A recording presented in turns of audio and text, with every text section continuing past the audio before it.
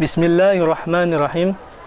Assalamualaikum warahmatullahi wabarakatuh. Alhamdulillah, wassalatu wassalamu ala rasulillah wa ala alihi wa ashabihi wa man wala. Amma ba'du. Saudaraku seiman, para pemirsa yang saya hormati, apa yang terbetik dalam benak saudara ketika melihat anak kecil? Mungkin Anda akan berkata, "Oh, Masya Allah, anak itu lucu sekali. Oh, Masya Allah, anak itu pintar sekali. Oh, Masya Allah, anak itu lincah sekali." Wahai saudaraku, para pemirsa yang budiman, pada kesempatan yang singkat ini, kami ingin mengajak pada para pemirsa sekalian untuk mengingat tentang birrul walidain. Iya, kita semua ini awalnya adalah seorang anak kecil. Sebelumnya kita dikandung oleh ibu kita, lalu dilahirkan ke dunia ini, lalu disusui oleh ibu kita, lalu kita dirawat oleh ibu kita. Kita dibersihkan kotorannya, kita diberi makan, disuapin, dan lain sebagainya. Begitu banyak jasa seorang ibu. Maka Allah Subhanahu wa ta'ala telah berfirman dalam surat Luqman ayat 14, yang dimana di sana kita diwajibkan untuk birrul walidain. Allah Subhanahu wa ta'ala berfirman, "Wa wassaynal insana biwalidayhi." Telah kami perintahkan kepada manusia. Itu Allah Subhanahu wa ta'ala memerintahkan kepada manusia agar senantiasa berbuat baik kepada kedua orang tuanya. Lalu Allah Subhanahu wa ta'ala dalam ayat ini melanjutkan salah satu sebab kenapa seorang harus berbuat baik kepada orang tuanya. Allah Subhanahu wa ta'ala berfirman masih dalam ayat ini lanjutannya, "Hamalathu ummuhu wahnan ala wahnin."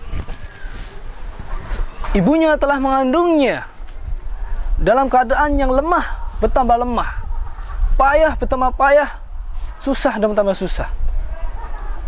Wa fisaluhu fi amain. Dan selanjutnya disapihnya ketika berusia 2 tahun. Selanjutnya Allah Subhanahu wa ta'ala memerintahkan kita untuk bersyukur kepada Allah Subhanahu wa ta'ala. "Anishkurli wali walidayka ilayyal masir." Maka hendaklah kalian bersyukur kepadaku, itu kepada Allah Subhanahu wa ta'ala, dan juga berterima kasih kepada kedua orang tuanya. Dan Allah SWT dalam ayat ini menutupnya dengan ilayyal masir. Hanya kepada kulah kalian akan kembali. Jadi Allah SWT dalam ayat ini menegaskan agar kita senantiasa berbuat baik kepada kedua orang tua kita. Dan Allah SWT mengingatkan bahwa kita akan kembali kepadanya. Sehingga ini benar-benar kewajiban yang Allah tekankan, yang Allah tegaskan agar kita senantiasa berbuat baik kepada kedua orang tua kita. Para pemirsa yang budiman, selanjutnya Allah Subhanahu wa ta'ala juga berfirman di dalam surat Al-Isra ayat 24. Allah Subhanahu wa ta'ala berfirman, "Wa qadha rabbuka alla ta'budu illa iyyah wa bil walidaini ihsana." Allah Subhanahu wa ta'ala, Rabb kalian telah memerintahkan kepada kalian. Apa yang diperintahkan Allah Subhanahu wa ta'ala? Alla ta'budu illa iyyah. Janganlah kalian sekali-kali beribadah kepada selain Allah. Jadi Allah Subhanahu wa ta'ala di sini menegaskan tentang pentingnya mentauhidkan Allah. Hanya beribadah kepada Allah Subhanahu wa ta'ala dan haramnya berbuat syirik. Perhatikan wahai saudara, dalam ayat ini Allah Subhanahu wa taala menggandengkan antara haknya Allah Subhanahu wa taala yang begitu agung, yaitu tentang mengesahkan Allah Subhanahu wa taala dengan berbuat baik kepada kedua orang tua. Allah Subhanahu wa taala setelah menyebutkan wa qad rabbuka alla ta'budu illa iyyah, Allah melanjutkan dalam ayat ini wa bil walidaini ihsana, dan hendaklah kalian kepada orang tua berbuat baik. Jadi Allah Subhanahu wa taala sangat mengagungkan masalah ini. Dalam ayat ini Allah Subhanahu wa taala mengagungkan sekali tentang masalah birrul walidain. Allah Subhanahu wa taala menggandengkan dengan haknya yang paling utama, itu agar Allah Subhanahu wa taala diesahkan. Selanjutnya Allah menggandengkan agar kita juga berbuat baik kepada orang tua kita. Dalam kitab Bukhari dan Muslim disebutkan ada seorang laki-laki yang datang kepada Rasulullah Sallallahu Alaihi Wasallam, bertanya kepada Rasulullah Sallallahu Alaihi Wasallam tentang siapakah orang yang paling berhak untuk diberbuat baik kepadanya, untuk bermuamalah baik kepadanya, untuk berbuat baik ihsan kepadanya. Seorang laki-laki tersebut bertanya kepada Rasulullah Sallallahu Alaihi Wasallam, man ahaqqu bi husni suhbati. Jadi laki-laki ini bertanya kepada Rasulullah Sallallahu Alaihi Wasallam, siapakah wahai Rasulullah yang paling berhak untuk aku berbuat baik kepadanya? Apa jawaban Rasulullah Sallallahu Alaihi Wasallam? Qala ummuka. Siapa? Ibumu. Lalu seorang laki ini masih penasaran, bertanya lagi kepada Rasulullah Sallallahu Alaihi Wasallam, sumaman. Lalu siapa? Rasulullah Sallallahu Alaihi Wasallam masih menjawab dengan apa? Qala ummuka, ibumu.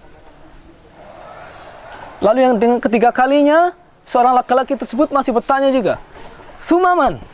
Lalu siapa? Rasulullah Sallallahu Alaihi Wasallam masih menjawabnya, qala ummuka, ibumu. Jadi Rasulullah Sallallahu Alaihi Wasallam, para pemirsa yang beriman, ketika ditanya tentang siapa yang paling berhak untuk berbuat baik, untuk bermuamalah baik kepadanya, Rasulullah menjawabnya sampai 3 kali, itu siapa? Ibumu. Jadi bukan orang lain, ibumu. Baru yang keempat kali, laki-laki tersebut bertanya kepada Rasulullah Sallallahu Alaihi Wasallam, sumaman.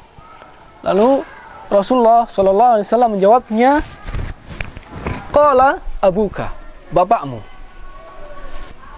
Jadi dalam hadis ini, dalam kisah ini, kita bisa petik bahwa kedua orang tua kita sama-sama berhak untuk kita berbuat baik kepadanya.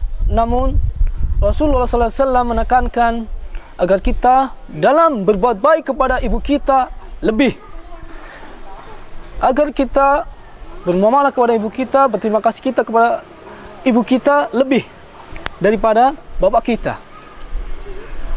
Para pemirsa yang saya hormati, inilah yang bisa saya sampaikan pada kesempatan yang singkat ini, sehingga marilah kita berdoa kepada Allah Subhanahu wa taala agar senantiasa memudahkan kita untuk berbuat birrul walidain, untuk senantiasa berbuat baik kepada kedua orang tua kita dengan apa yang kita miliki. Jangan sampai kita kepada orang tua kita pelit, jangan sampai kepada orang kita bakhil. Ya. Walaupun kita sudah berkeluarga, walaupun kita sudah punya anak, punya istri, jangan lupa juga kepada orang tua. Walaupun kita mungkin jauh dari orang tua, mungkin di luar kota dan lain sebagainya, jangan lupa senantiasa menghubunginya lewat HP. Tanyakan kabarnya, tanyakan apa butuhnya, tanyakan apa masalahnya, tanyakan kepada orang tua kita, ibu kita, bapak kita, apa saja yang mungkin bisa membantu kita kepada keduanya. Jadi jangan sampai kita terlena oleh keluarga kita, kita lupa dengan orang tua kita yang di kampung misalkan. Ya, sempatkan.